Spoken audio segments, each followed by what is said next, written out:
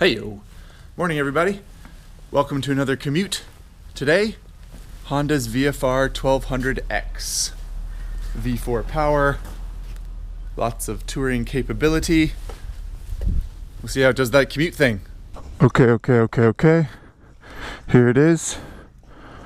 Honda's big V4 ADV styled cross touring sort of, who knows, kind of touring bike. Yeah, off we go. So we'll start with the basics. That V4 engine is from the VFR1200F, F as in fairing, which came out 2010, I think, something like that. It's 1,237 cc's of V4, so it's a big honkin' V4. We weighed the VFR1200X. It weighs 624 pounds with a full tank of gas, so it is pretty heavy. I'm sure that we'll come back to that. It holds about 5.7 gallons of fuel, and it is called the Cross Tourer in Europe. They've had this bike in Europe for a few years now. We just got it in the US this year. But yeah, they've had it for a little while across the pond, which I think might have something to do with the horsepower figure, which is 107. And yeah, I think all things being equal, you'd think, oh, that's actually pretty good. I don't know, 107 horsepower. I mean, 1200 cc's is a big motor. 107 horsepower maybe isn't that much in this day and age. What's surprising about it is that the VFR1200F, which uses the same motor, made 145 horsepower in 2010. And that, to me, is pretty surprising. That would lose, whatever, it's 35 horsepower or something like that. I mean, that's a lot of power. It's the same displacement, it's the same bore and stroke, it's the same engine, it's the same compression ratio even, I think. They just, they retuned it, which, fair enough, I guess. But yeah, they dumbed it down quite a bit. The other thing that surprises me about the weight of the VFR1200X is that we always sort of, I don't know if make fun is the right phrase, but I don't know, it's easy to make fun of the BMW GS Adventure, the R1200 GS Adventure, because it weighs about 600 pounds. It weighs a little bit under 600 pounds actually, with a full tank of gas. 593 I think it is, and it holds just about 8 gallons of gas. So it's a huge motorcycle, and this bike holds 5.7 gallons of gas and weighs 35 pounds more than that bike. 30 pounds more, whatever. That's significant in my mind. That's a lot of weight. So it's a heavy motorcycle. It's very, very heavy. Heavy motorcycle notwithstanding, you can turn traction control off real easy. Check it out. It's got a button down here. You just hold it down, traction control off. Easy peasy lemon squeezy. Hold it down again, turn it on. 3 levels, just like the Africa Twin. But it should be noted that not even close to the same traction control system as the Africa Twin. It is bizarre. It does not work very well. You adjust the windshield on this bike by grabbing this little lever right here and pulling down on it, and it just stands up. How brilliant is that? It's actually spring-loaded so that it's harder to push it down. It's easier to push it up, because they know that you're going to get out on the freeway and there's going to be 70 miles an hour of wind hitting the windshield. So they make it kind of pre-loaded so that when you push it up, it like springs up by itself. It's genius. It's really, really, really smart. It makes me happy. Brakes on the VFR are sort of good. Yeah, they're very good brakes. It just feels like you're stopping a really heavy motorcycle, because that's what they're doing. Just feels like a heavy bike on the brakes, I guess. Same thing with the engine. We're like leaving a stoplight right here. If you stab the throttle in first gear as you're accelerating, the front wheel will come off the ground. That's, I don't know if that's really indicative of anything, but there's a lot of power. I mean, it has really, really fat mid-range and down low in the revs. It's just like lots of torque. It's a pretty good engine. It lays down a little bit up top. It almost kind of, I don't know, it almost doesn't remind me of a V4. It's very smooth, so that reminds me of a V4, but other than that, it's oddly kind of neutral, and I don't know, it doesn't have much of an exhaust note. It just doesn't have a whole lot of character, considering a V4 engine is known for being very characterful. On the list of things that kind of annoy me, I don't know if this is just me, but when I come to a stoplight and I put my feet down, the foot peg is right where I want to put my legs. I can't put it in front because that's weird. I have to like slide back on the seat. They're a little bit too far forward for me. I'd like them back about an inch or two. That's it. That's all I have to say about that, I guess. Since we got a long red light, we can check out the dash. It's very, very Honda dash. Works well. Trip meter. Outside temp, average MPG, instant MPG. Nothing terribly exciting, but works. The bar graph tack thing is, I don't know, not very exciting, but frankly the bike's not very exciting, so it doesn't really matter where you are in the revs. There's pretty much the same amount of power everywhere. Guy in the RSV4 giving me a wave. Maybe he knows it's like V4 to V4. Gotta stick together, you know. I did sort of complain about the foot peg position a minute ago, and it's true, it's not my favorite, but I will say that for the most part this bike is pretty comfortable.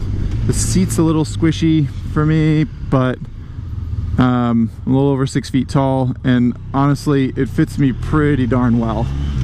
Like I said, I rode it, I've ridden it for over 1,000 miles now, and I've never really been uncomfortable. It's pretty darn good. Also has a bit of shaft jack. You guys know what shaft jack is? No, not that kind of shaft jack, you sickos. It has a drive shaft driven, and when you get on the gas, one of the effects of drive shafts is that they push the back wheel down, they push the engine up, they push the whole chassis of the bike up, and the VFR will really react to that kind of thing. BMW has this power lever system on their bike where, and other drive shaft companies have it too, where it sort of balances the drive shaft as it lays power down so it doesn't jack up, but the VFR does not have that. Here we go. Oh my god, frickin' traction control is miserable on this bike. I guess I should explain myself. Why is the traction control miserable, Zach? Well, it was designed in 2009 as far as I can tell. All it does is it can tell when the wheels are turning at different speeds, I think, and as soon as it senses anything like that, it just cuts power. And it's really, really intrusive. I mean, it cuts power massively, and then it doesn't give you power back, so you'll be like on the gas and it just, there's no access to the power. It's like the system stops the rear wheel from spinning, and then it says, okay, think about what you've done. Okay, are you satisfied? Okay, are we not going to do that again? Okay, good. As I implied before, on the freeway, VFR-X is pretty darn comfy in my opinion. Nice upright riding position, really good wind protection. I've got the windshield up right now and it covers most of my helmet. It's really comfortable. They did a good job with that. I mean, look at this. I mean, oh my god, it's brilliant. It's so good. 75 miles an hour, you can just reach down and go yoink. Windshield's up. Ugh, just can't get over it. It's so good. The guy in the BMW i8 was smoking a cigar. That's just like a stereotype all the way around. With his shirt and tie and his hybrid sports car, puffing on a Cuban cigar. It's like, if my sports car is going to be part electric, I'm going to put some smoke into the world in a different way. Okay, well, after a stint on the highway like that at a brisk 72 degrees this morning, I think I'm going to turn on the heated grips on the VFR1200X. So I'll just reach over and tap this little button here. You can see this little green light start to flash, and it flashes a bunch of times. And what the heck does that mean? Well, I'm not going to talk about it right now. I'm going to talk about it when we have a minute, because it's kind of on my list of pet peeves for this bike. Good roll-on power. I think it's got good roll-on power. It's one of those bikes that's so much less exciting than it could be, and yet I feel like any owner of this bike is just never going to open the throttle. Never going to open the throttle, because why would you? Okay, with the red light we can check out this heated grip thing. So heat grips are on. So let's turn them off. So they're off now. If I want to turn them on, I tap it once and it flashes a bunch, right? See it? 1, 2, 3, 4, 5. 1, 2, 3, 4, 5. It's telling me that it's on setting 5 out of 5. So if I tap it again, 1, 2, 3, 4. 1, 2, 3, 4. If I tap it twice, now it's on setting 2. But that's so asinine.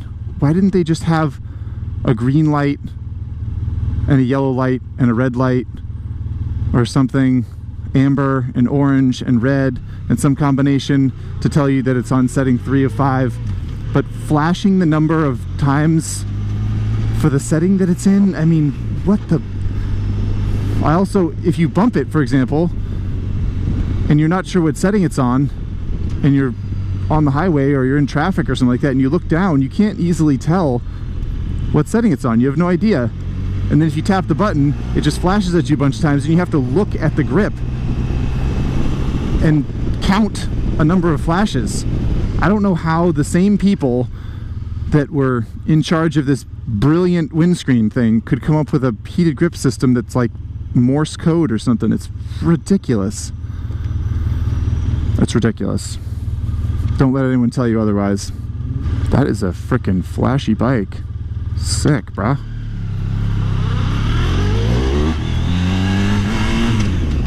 Traction controls. I have the traction control on setting 1 of 3, so it's supposed to be the least intrusive, and it's still just... It's like your aunt who doesn't like motorcycles is in charge of the traction control. Now be careful. Hey, you watch it. I'm gonna let you think about what you did before I give you any power back. I should say the traction control on this bike is primitive and it's annoying, but it would save people. It would help. I mean, if you're on a wet road and you kind of aren't expecting it and the back tire spools up, this bike does have a lot of torque. It would help. It would save an accident. So it shouldn't be totally condemned. I just think that it's annoying that it's not better, considering how big a company Honda is. And I mean, they have a MotoGP replica bike with traction control. They have the Africa Twin that has pretty good traction control, and then they have this at the same time. I don't get it. Speaking of the Africa Twin, it's a little bit hard to get all the way behind the VFR1200X when the Africa Twin is in the same showroom. I just don't, you know. Oh really? That was very, thank you.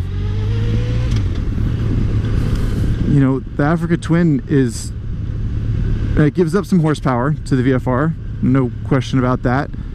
It probably gives up just a little bit of touring comfort and amenities, but really, I don't know, not much. And then the Africa Twin has all that off-road capability, has the like heritage, and I don't know, it's just so much cooler. I don't know. I don't see why you'd pay almost $16,000 for this bike when you could get the Africa Twin for $13,000. What's the point? Yeah, dirt rider guys washing bikes. Yeah. Thought he was gonna spray me for a second. I'm glad he didn't. Really good turning radius on this bike. Such a good turning radius. I know that's kind of a silly little thing, but I like it. And it's just one of those things, you know? Awesome turning radius, has really good manners in a parking lot. And yet the heated grips are out of control bad. There you have it. VFR1200X. I don't know if I can give it the straight up thumbs up. I'll give it an okay. Okay, Honda, you did okay here. Alright team, that's it for me. I'm gonna go sit at my desk. Catch you on the flip side.